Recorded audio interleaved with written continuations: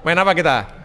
Pekan ini nih ada isu besar yang mau coba kita explore lah. Siap. Soal apa tuh, Rick? Kaitannya dengan sebuah eskalasi organisasi kemasyarakatan yang belakangan ini jadi bahan pembicaraan. Oke, GRIP ya, Rick ini. Oke, GRIP itu singkatan dari Gerakan Rakyat Indonesia Bersatu. Jaya. Jaya, GRIP Jaya. Oke. Nah, Pep, Rick, ini kan kita nggak ujuk-ujuk juga ya mengangkat sepak terjang organisasi kemasyarakatan GRIP Jaya ini. Kalian sudah ketemu dengan banyak narasumber, dan apa yang kalian temukan dengan mengorek-ngorek informasi dari narasumber, dan apa yang sih yang mereka lakukan belakangan ini, Rick? Memang ada peristiwa yang beruntun dalam beberapa pekan dan bulan terakhir ya. Kita tahu sebelumnya pernah ada kasus di mana mobil polisi itu dibakar di Depok sana. Dan ormas yang sama kemudian juga pernah mengancam kepala daerah, memaki-maki seorang purnawan polisi dan tentara gitu ya, yang kemudian memicu pertanyaan banyak kepala orang-orang di luar sana. Ini kenapa ormas seperti ini kok bisa mendapatkan panggung dan seolah-olah mendapatkan ruang gerak yang sangat besar gitu. Nah, dari situlah kemudian kenapa Tempo berusaha untuk mendalami tentang pendirian organisasi ini, siapa saja orang-orang di belakang mereka, dan hasil penelusuran itu nanti akan ditulis sama Pep. Nah, itu dia nanti yang bisa dibaca oleh pemirsa Bocor Alus Politik di laporan lengkap majalah Tempo ya. Nah, dalam rentetan kejadian itu, apa yang sebenarnya terjadi, atau apa sih kekacauan-kekacauan dan tindakan-tindakan yang mereka lakukan sehingga menimbulkan kerusuhan, kericuhan maupun keresahan di masyarakat, Rick?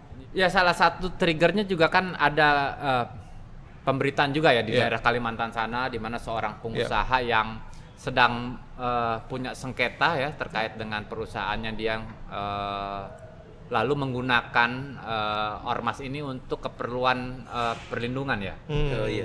Oke, nah artinya teman-teman pasti juga menelusuri ya siapa pimpinan dari ormas ini dan kenapa seperti kata Ricky tadi, Pep, dia bisa mendapatkan ruang meskipun sudah melakukan berbagai tindakan-tindakan tertentu di berbagai daerah. Lu udah ketemu siapa saja dan apa ceritanya sehingga mereka bisa mendapatkan ruang selonggar ini sampai hari ini? Emang ini organisasi yang udah mereka itu berdiri 2011, Kang. Berdiri 2011 dan memang sudah menjadi pembicaraan umum bahwa Hercules, ketua umum GRIP ini memang punya kedekatan lah dengan presiden sekarang ya, Prabowo Subianto. Nah, sejak 2011 berdiri, sepanjang Pilpres mereka selalu mendukung Prabowo itu. Dari 3 tahun setelah berdiri mendukung Prabowo Hatta, dan yang terakhir Prabowo Gibran. Begitulah, bahkan kalau dulu kita dengar di berita Prabowo harga mati kalau nggak salah itu dari Hercules.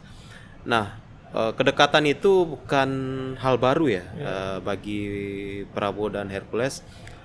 Makanya di setahun setelah pendirian organisasi itu, Kang, 2012 itu Prabowo datang langsung itu ke peresmian markas GRIP. Nah, disitulah Prabowo datang, hubungan itu kemudian terus terbina. Nah, menariknya adalah selama ini publik itu mengenal Prabowo itu ketua Dewan Pembina GRIP gitu, Kang. Nah, itulah yang kami ketemu nih dengan beberapa petinggi GRIP lah di daerah yang mereka tahu itu gitu. Prabowo itu ya pembina GRIP selama ini gitu. Dan mereka memang dalam Pilpres ya bukan hanya Pilpres, bahkan ya di daerah-daerah itu mendukung calon dari Gerindra gitu. Pep, kita juga mendapatkan informasi ada selembar dokumen yang menyatakan bahwa Presiden Prabowo tidak terkait sama sekali dengan GRIP Jaya ini. Penelusuran dan verifikasi lu terhadap dokumen ini gimana tuh?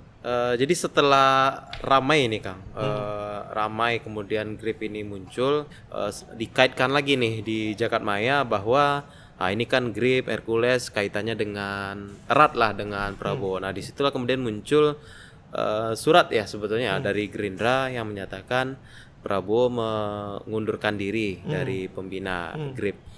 menariknya memang ini buru-buru langsung dibantah tuh sama Sekretaris Jenderal dari GRIP. Ini hoax ini, surat ini gitu. Tapi penelusuran kami memang di Gerindra lah ya, petinggi di Gerindra ya ini benar ini surat walaupun memang tidak dipublish terbuka begitu ya. Rick, nah, kita juga perlu melacak juga rekam jejak profil Hercules, bagaimana dia bisa sampai di Jakarta kemudian membentuk GRIP. Yang lu tahu nih dengan berbicara dengan beberapa narasumber, bagaimana dia kemudian bisa eksis di Jakarta sampai hari ini? Ya, riwayat singkatnya. Yeah.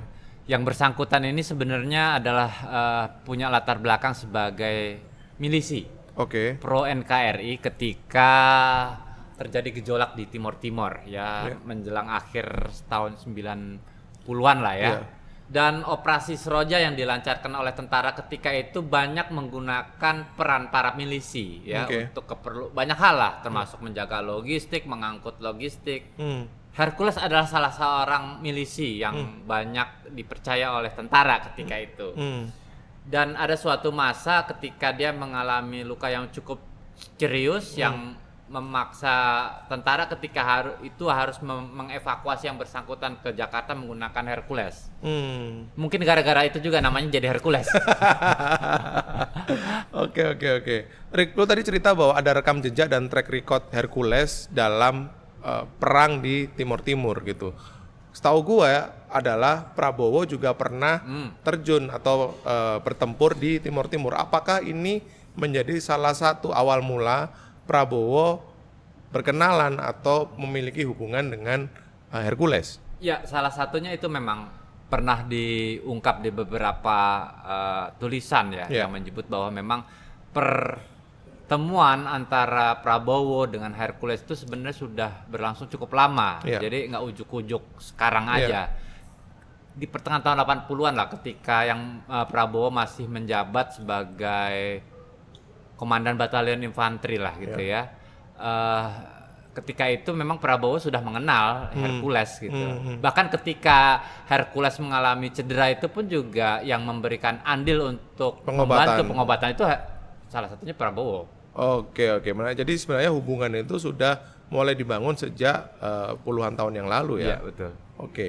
Nah, Rick, Pep, ini teman-teman pasti sudah ketemu dengan banyak narasumber dan juga mencoba untuk menelusuri bagaimana hubungan antara GRIP Jaya, Hercules seperti kata Pep tadi, dan juga Gerindra. Lu udah menemukan nggak bagaimana hubungan ini bisa terjalin?